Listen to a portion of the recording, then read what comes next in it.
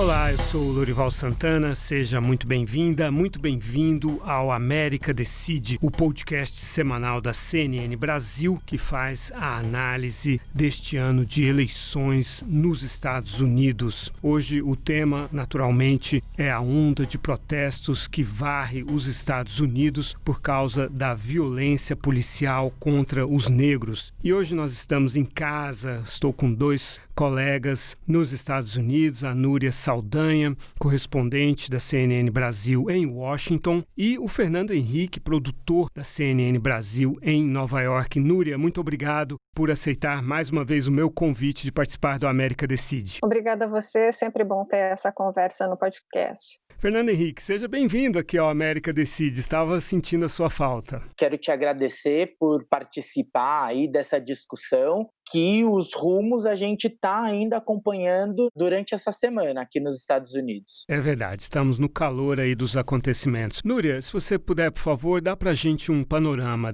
dessa situação, os números que eu tenho, vamos ver se são os mesmos que você tem, mais de 140 cidades tiveram protestos, mais de 4.100 pessoas detidas, é isso mesmo? É isso mesmo, Lorival, mais de 140 cidades dos Estados Unidos registrando protestos, né? Sexta noite de protestos, passamos por ela agora. Tudo começou depois da morte de George Floyd, um negro americano de 46 anos, em Minneapolis. Ele teve o pescoço pressionado pelo joelho de um policial numa abordagem abusiva de um policial, acabou falecendo depois disso. Mama, get up, get in the car right. I can't. You can't win, man. I'm through. What do you want? I can't breathe. Os protestos começaram em Minneapolis e se estendem agora por todo o país, né? Por diversas cidades do país, incluindo aqui a capital americana, que durante a noite de domingo para segunda-feira teve manifestações bastante violentas. Hoje eu tive a oportunidade de passear pela cidade, de ver no local mesmo os estragos, né? Feitos, vandalismos pela cidade, ainda restos de gás lacrimogêneo em frente à Casa Branca. Então a semana começa aqui na capital americana, uma reconstrução, né? As pessoas reconstruindo lojas, estabelecimentos comerciais, limpando pichações, varrendo a frente da Casa Branca, sinais de um final de semana que foi bastante violento, mas que também registrou protestos pacíficos durante o dia, né? Em várias regiões do país, para abordar esse tema que é tão importante, que é a violência policial contra negros nos Estados Unidos, que é bastante latente. Os dados mostram que os negros, homens, têm 3 vezes mais chances de morrer nas mãos da polícia norte-americana. Exato, pelo o mapa da violência, né, que é uma ONG que faz esse mapa da violência nacional, foram 1.099 mortes, ou seja, pessoas foram mortas pela polícia no ano passado, nos Estados Unidos, 1.099. Lembrando que no Brasil foram 5.804 e a população dos Estados Unidos é 50% maior do que a do Brasil. Mas as pessoas comparam os Estados Unidos com outros países desenvolvidos, né, em que não existe uma violência como essa. E desses 1.099, 6,6 para cada milhão de habitantes eram negros e 2,5 eram brancos, sendo que os negros são 13% da população. Os brancos estão aí ao redor de 70%. E outra coisa, né, desses 17% dos negros estavam desarmados e 12% dos brancos estavam desarmados, ou seja, concretamente os negros oferecem menos risco para a polícia do que os brancos. Fernando Henrique, dá pra gente um retrato aí de Nova York também e do restante do país do que você está observando? Pois é, Lorival, como você bem falou, aí a ONG Mapping Policy Violence, ela mostra aí esses dados de mais ou menos 1.099 pessoas que foram mortas, né? E de acordo ainda com o Washington Post, dessa última segunda-feira, eles falam em números de mais ou menos 1.014 pessoas que foram mortas por tiros nos Estados Unidos e que boa parte dessas vítimas eram homens e mulheres negras. A nossa equipe da CNN passou aí um final de semana, no sábado e no domingo, acompanhando os principais protestos. A gente começa na cobertura no sábado, no bairro do Harlem, que é um bairro tradicionalmente negro, e neste momento aí, no sábado, por volta das 13 horas, começa a junção de pessoas, a organização aí de pessoas que foram reunidas por grupos de internet para pedir uma reforma na polícia. E durante muitos momentos, emocionados, as pessoas gritavam Black Lives Matter, a vida dos negros importam. E o que a gente percebeu foi a adesão. Tudo funciona calmamente no começo aí da manifestação. Já na noite de sábado, a gente acompanhou vários protestos aí em vários lugares da cidade, e esse protesto por volta da meia-noite, já no domingo aqui em Nova York, os protestos degringolaram. Então, o que a gente acompanhou aí com imagens fortes aí na CNN e todas as emissoras aqui locais, era uma briga entre os manifestantes e a própria polícia, que partiu numa violência. E aí a gente teve outros processos que aconteceram de forma pacífica, e o que a gente acompanhou hoje aqui também na mídia local são muitas imagens de policiais brancos que aderiram aí em cidades como Chicago, por exemplo, e em outros lugares da Califórnia, e também em Indianápolis, onde um dos policiais aparece em um momento com uma faixa dizendo que a vida dos negros importa.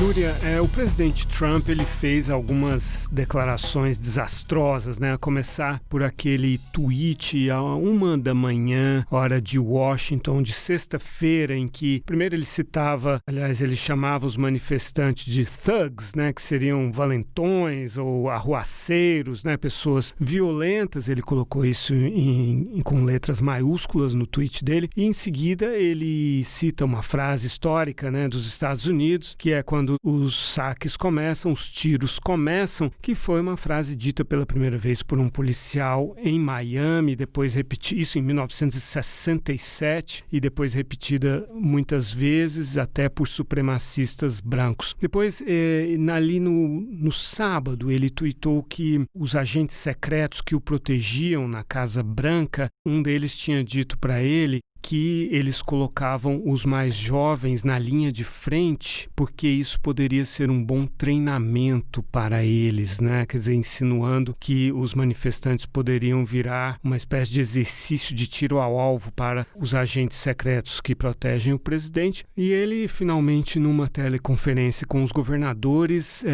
recomendou ou praticamente exigiu que eles sejam mais duros com os manifestantes. Em contraste, o ex-presidente Barack Obama criticou a violência dos manifestantes, né? Disse que esse é um momento que pode ser um turning point, né? Ou seja, um momento de virada importante, desde que haja movimentos pacíficos e contínuos, né? Sustained, né? Sustentados ao longo do tempo. Como é que é o aspecto político que você vê de toda essa questão? E o que se espera de um presidente num momento de conflito como esse, né? No momento de protestos que começam pacíficos e tomam um certo rumo violento no país todo, são mais de 140 cidades, como a gente falou, é que ele faça pelo menos um pronunciamento à nação, né? Tentando pedir calma para as pessoas, dizendo que vai avaliar a situação, que vai investigar. E desde o primeiro momento, o que o presidente Donald Trump tem feito via redes sociais, que é a forma favorita dele de se comunicar, é colocar fogo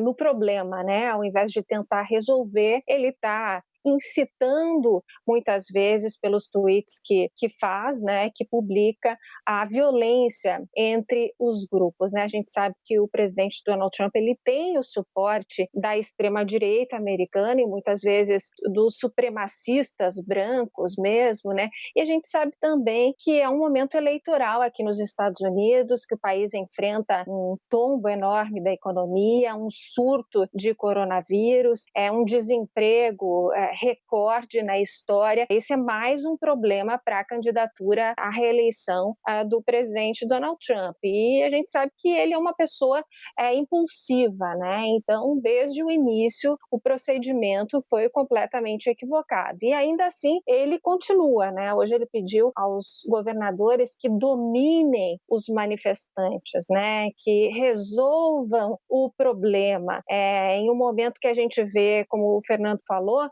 a polícia e as autoridades locais tentando dialogar com esses manifestantes, tentando entender o lado deles para acalmar os ânimos e, quem sabe, reduzir a violência, né? Então, a postura, eu acho que muito diferente do que se espera de um líder de verdade, né? Que é sentar, conversar com as partes, tentar investigar, tentar entender os lados e tentar acalmar a situação, não incitar a violência, não agredir as pessoas, não ameaçar que vai atirar contra quem estiver protestando.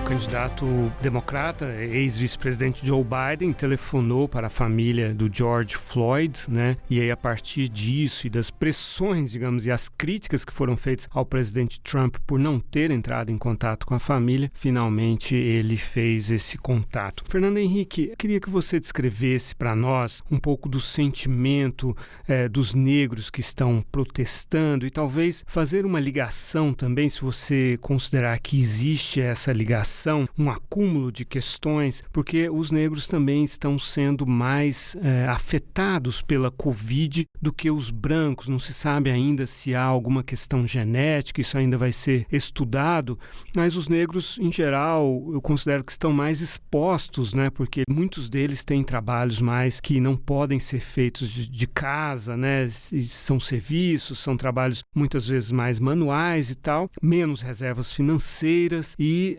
mais dificuldade de acesso à saúde. No entanto, segundo a CDC, que é o Centro de Controle e Prevenção de Doenças, isso dado de abril, 33% dos hospitalizados eram negros, quando eles são aí entre 13% e 14% da população. E no estado de Nova York, de cada 100 mil de habitantes, né, 92 mortes de negros e 45 de brancos por Covid. Esses saques têm ligação com falta de dinheiro mesmo neste momento de paralisia da economia, de sentimento de estar mais exposto, de estar mais fragilizado? Descreva para nós um pouco esse sentimento. Hoje nos Estados Unidos a gente chega aí mais ou menos em torno de 40 milhões de desempregados por conta aí da pandemia. Isso é um ponto. Deste número, o que se destaca é o número das minorias que foram afetadas, que perderam os trabalhos ou que já estavam desempregadas e, por conta da situação, também não conseguiram reposicionamento no mercado, portanto, se prejudicam aí em relação à economia. Outra coisa também muito discutido é como a sociedade civil, de uma maneira geral, não se organizou para ajudar essas minorias. Então, isso é uma reclamação frequente aí dos ativistas e de quem coordena e de quem está próximo aí desses bairros, desses negros. A sensação que eu tenho acompanhando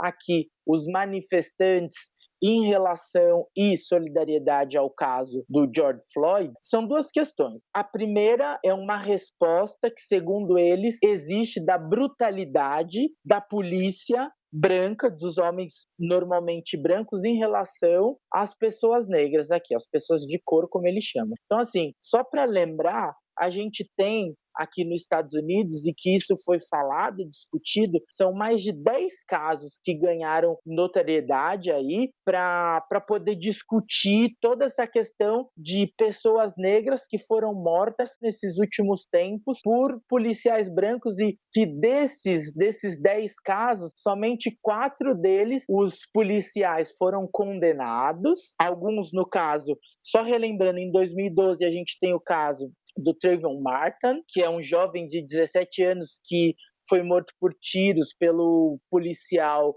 George Zimmerman, na Flórida.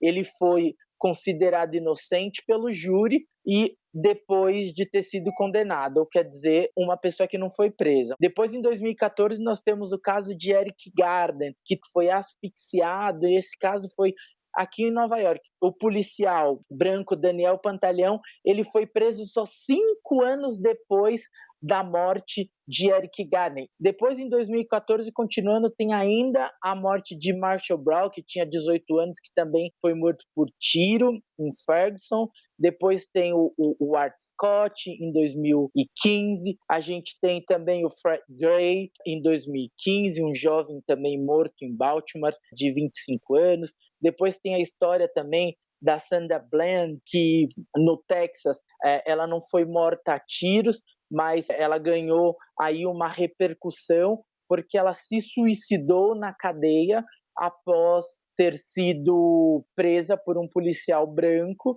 que, segundo ela e os manifestantes na época, disseram não ter o mínimo discurso de um porquê que ela foi presa. Depois a gente segue ainda em 2018 com o caso do Bottoms Giants, que também é um jovem de 26 anos que foi morto dessa vez por 3 tiros pelas costas, mais um jovem desarmado, e alguns anos depois o policial foi condenado por 10 anos de prisão, mas ainda não foi julgado. Um outro caso também, esse mais recente, 2019, de uma estudante de medicina que teve sua casa invadida e que foi morta aí por policiais, onde o policial branco, Arandin, ele chegou a ser acusado, mas ainda não foi julgado e permanece em liberdade. E um outro caso recente, da Breonna Taylor, médica também, que foi morta em Louisville, dentro aí da sua casa, e que, por enquanto, a gente não teve nenhuma resposta das autoridades e também nenhum confrontamento desse policial que a matou com um tiro. Tudo isso acumula e agora vem uma resposta na morte de George Floyd, que é pedindo uma resposta não só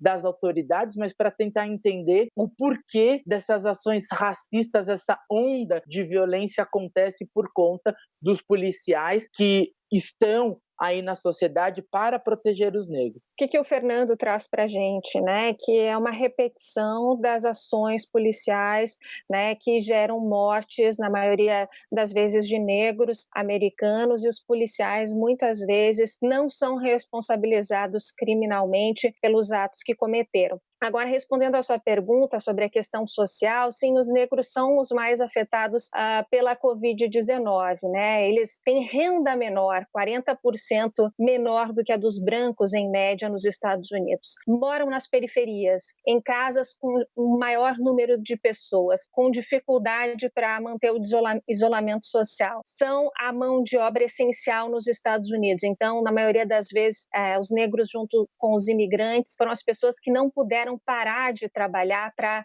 exercitar o distanciamento social e evitar a disseminação do vírus, né? E tem uma questão também, que é a questão da alimentação. Os negros aqui nos Estados Unidos, por terem uma renda mais baixa, eles têm uma alimentação com valor nutritivo abaixo do ideal. Então, eles desenvolvem mais alta pressão arterial, diabetes, obesidade, e acabam entrando no grupo de risco da Covid-19.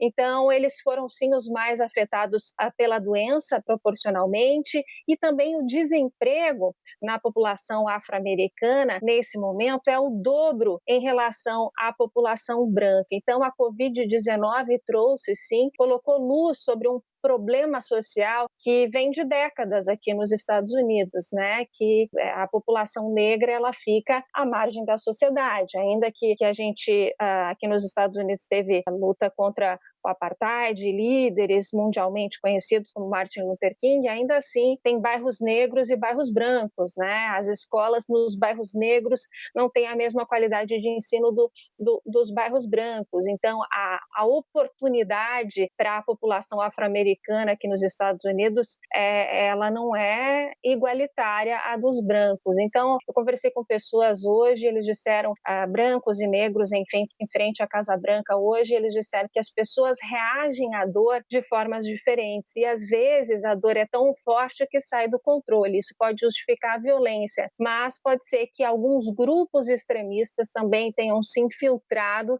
nesses protestos e estejam provocando esses vandalismos. Isso nem a imprensa americana nem a polícia ainda sabem. Está tudo sob investigação nesse momento. Núria Saldanha, correspondente da CNN Brasil em Washington, muito obrigado pela sua participação aqui no América Decide. Obrigada, Lorival. Sempre bom conversar com você e uma honra conversar com o nosso colega Fernando Henrique de Nova York. Fernando Henrique, nosso colega que é negro, como muitos colegas nossos aqui na CNN Brasil, do que muito nos orgulhamos. Fernando Henrique, muito obrigado pela sua participação aí de Nova York. Obrigado, Lorival. Um prazer fazer parte dessa conversa aí com você e conversar também com a minha colega Núria. Um abraço para vocês dois. E muito obrigado também para você que nos acompanhou em mais esse episódio do América Decide. Toda semana a gente tem um novo podcast analisando a política nos Estados Unidos. Até a próxima e um abraço a todos.